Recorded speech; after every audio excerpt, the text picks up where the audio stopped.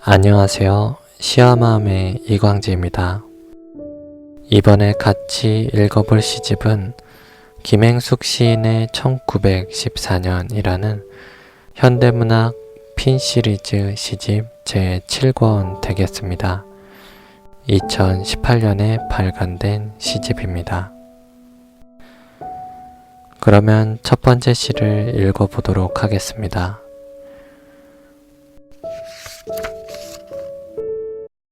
소금인간 김행숙.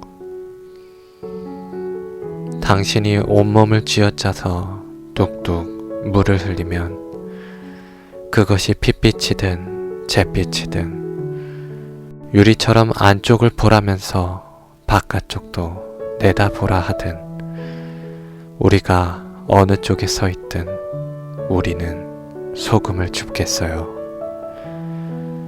오직 당신을 조린 결정체를 소금호수, 소금사막, 소금동굴, 소금구름에서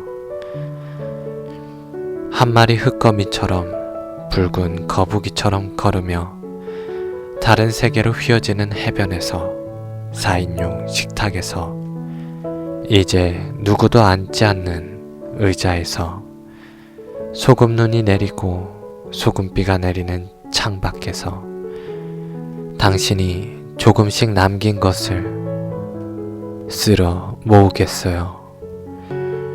우리의 노동을 받아주세요.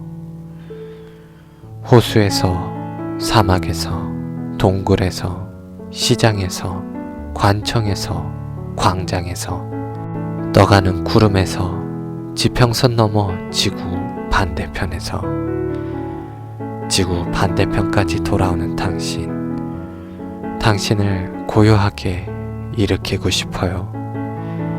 석탑처럼 당신을 서서히 쌓아 올리겠어요.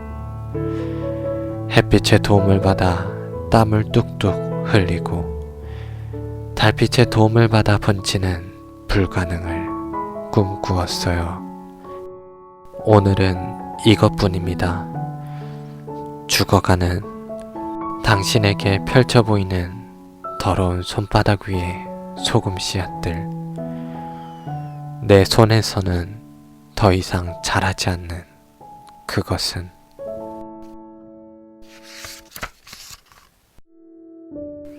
우리는 없어서는 안 되는 어떤 사람에 대하여 빛과 소금이라는 말로 수식하곤 합니다.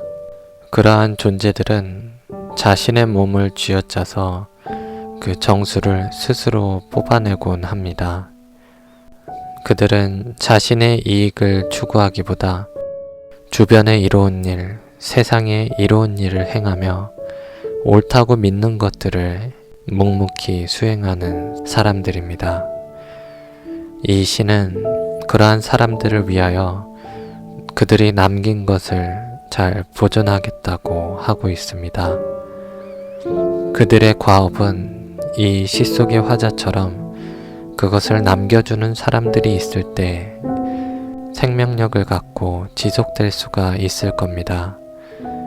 누군가는 자신을 희생하고 또 누군가는 그 희생한 사람들의 의미와 가치를 발굴해내고 그렇게 했을 때 그 소금인간의 희생은 우리에게 비로소 전해질 수 있는 것이겠죠. 이 시의 마지막 부분을 보면 그 소금의 씨앗들, 그 소금이라는 것은 화자의 손에서는 더 이상 자라지 않는 것으로 드러나고 있습니다. 그러니까 그러한 가치 있는 일을 한다는 것은 누구에게서나 무한히 이루어질 수 있는 일은 아니라는 것이겠지요. 아무리 소금인간이라고 할지라도 분명 이 시의 화자는 소금인간이었겠지만 어느 때 그냥 인간으로 바뀌었을 수도 있는 것이겠죠. 우리가 굳이 소금인간이 되지 못하더라도 여전히 소금인간인 사람들을 알아보고 소중함을 아는 그러한 태도만이라도 겸비한다면 그들의 숭고한 일에 일조할 수 있겠지요. 소금 인간도 숭고하지만 그 소금 인간의 소금을 줍는 사람 또한 숭고한 사람들일 겁니다. 이어서 두 번째 시를 읽어보겠습니다.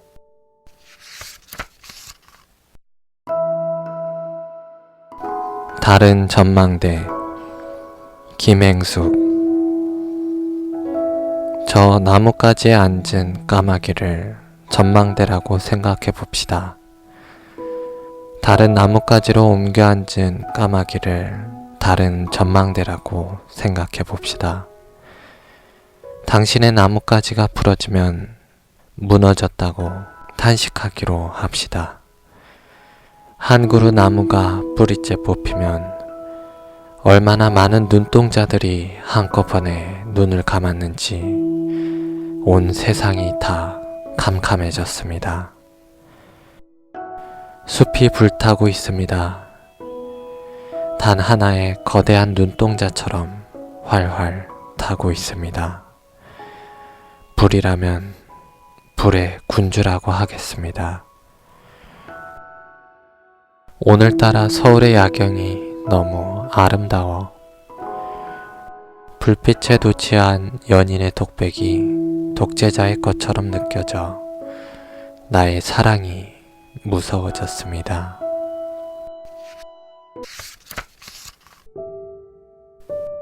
우리의 세상에는 다양한 시각과 관점이 존재하고 있습니다. 나뭇가지에 앉은 까마귀 한 마리도 그 까마귀가 볼 수 있는 어떤 세상의 전망대인 셈일 겁니다. 우리가 있는 나뭇가지 또한 우리가 볼 수 있는, 우리가 비추는 세상의 전망대일 것입니다. 그렇다고 할 때 한 그루 나무가 뽑히면 얼마나 많은 눈동자들이 한 번에 눈을 감는 일일까요? 그러나 세상은 획일화된 것을 쫓고는 합니다.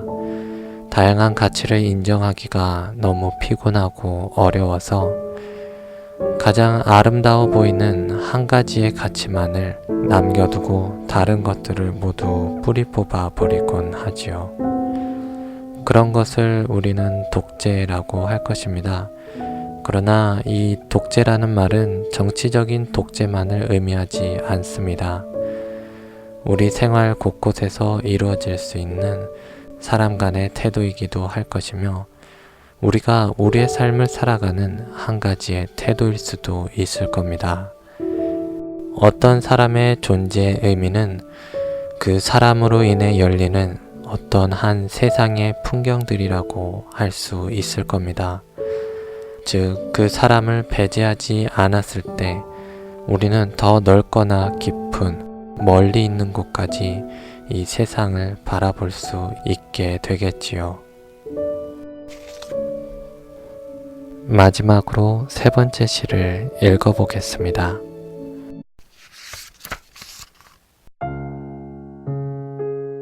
우리에겐 시간이 조금. 김행숙.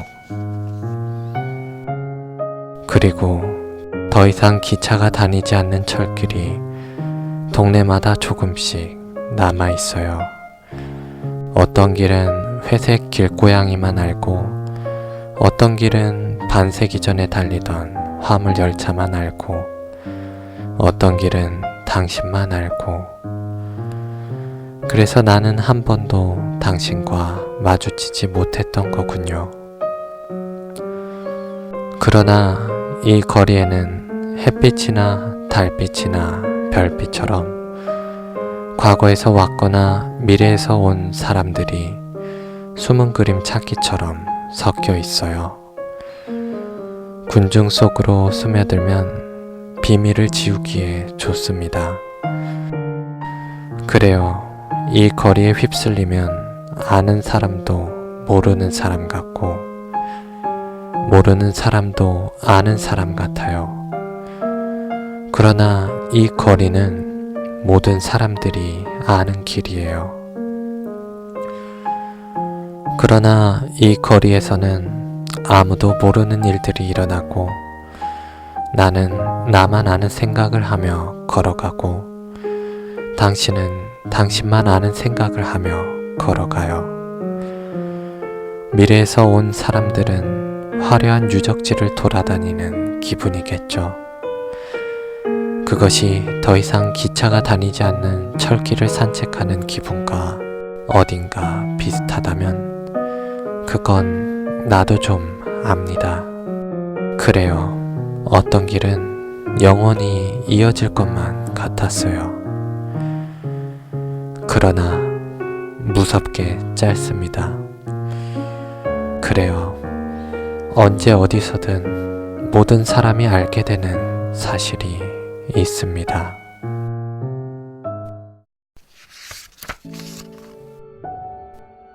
우리는 길을 걸을 때 각자 저마다의 생각에 잠겨 길을 걷고는 합니다.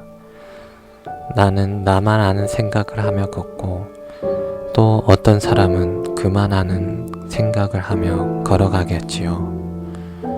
그래서 어떤 길은 회색 길고양이만 알고 어떤 길은 반세기 전에 달리던 화물열차만 알고 그래서 서로 마주치지 못하곤 합니다.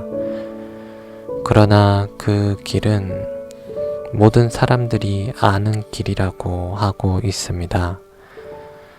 즉, 우리가 서로 다른 곳을 지나고 있기 때문에 서로 다른 생각을 하는 것이 아니라 같은 길을 걷고 있지만 저마다 자신의 생각에 빠져서 서로를 마주칠 줄 모르고 있는 것이죠. 철길이 동네마다 조금씩 남아있듯이 서로가 함께 걸어가는 그 길은 어디서나 발견하고 걸을 수 있는 길이기에 우리는 그 길이 영원히 이어질 거라고 생각하죠. 앞으로도 계속 걸을 수 있을 거라고 생각하지만 그 길은 무섭게도 짧습니다. 우리가 함께 할 것 같았던 사람들은 언젠가는 헤어지게 됩니다. 또 소통의 장이나 소통의 기회는 항상 열려있기만 한 것이 아닙니다. 우리가 우리의 생각에만 빠져있는 동안 우리는 어떤 사람과 그저 스쳐 지나가는 사이로 헤어지게 됩니다. 이때 우리만 아는 그 어떤 길이 영원히 지속된다면 다른 사람과 소통이 되지 않는다고 하여 또 해가 될 것이 없을 수도 있다는 그런 생각을 할지 모릅니다. 그러나 그러한 우리만의 길 또한 영원히 이어지지 않습니다. 회색 길고양이만 가던 그 길도 반세기 전에 달리던 화물차만 알던 길도 결국에는 그 각자만의 길에서 나와 모두가 알고 있는 그 길로 나오게 됐고야 마는 것이죠. 결국 우리 자신만의 길은 없는 것이기에 우리는 함께 걷는 그 사람들을 서로 알아보고 마주쳐 볼 필요가 있는지도 모르겠습니다.